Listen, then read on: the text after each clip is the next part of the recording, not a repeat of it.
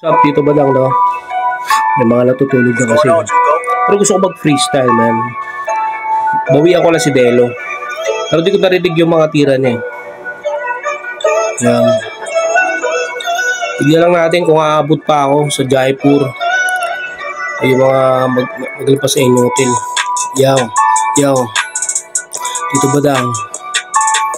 Marami nagsasabi sa akin na ako daw ay dry four, pero dito ako ngayon parang isang poor. Pero tignan mo, wala ako sa first floor. Idol ko kasi ang tropa ko sa third floor.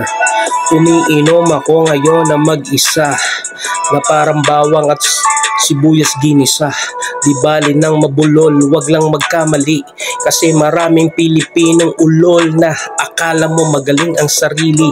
Minsan nakakapagtaka, akala mo talaga matatalino, nakakatanga.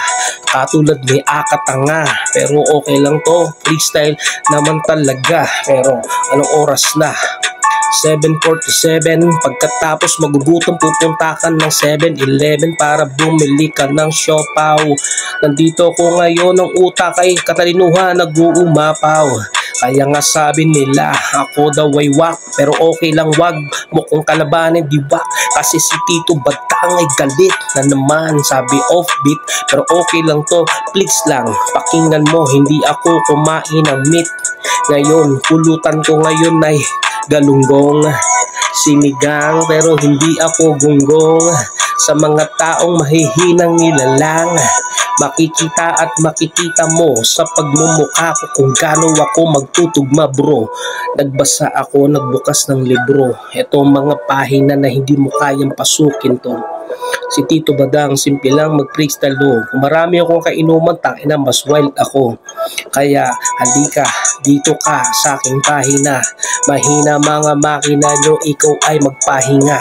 Kasi gabi na, mag-aalas 9. Medyo masarap at pawisan ng aking labi.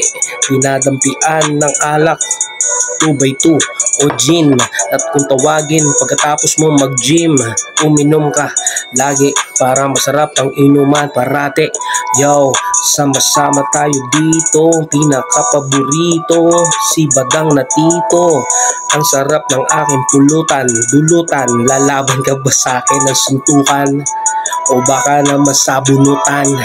Paglasing ka na, maghahanap ka ng unan para matulog, kasi ikaw ay hubog. Para kinabukasan marigising kang nabusog na usog ko. Ang mga kupalista nandito ngayon. Oh, tatapos na. Sige.